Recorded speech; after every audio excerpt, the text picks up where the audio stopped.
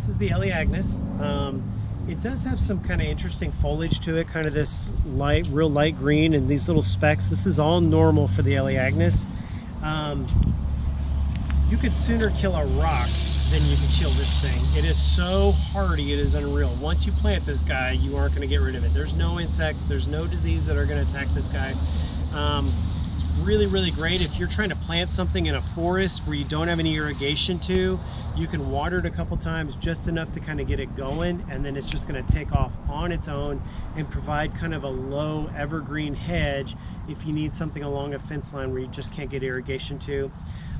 One of the biggest drawbacks to this guy is that when you do prune him, get him to a nice shape, it puts the stringer off almost immediately, and so it always looks like it needs to be pruned. That's probably one of the biggest deterrents to this guy versus some of the others like the ligustrum or the viburnums. So.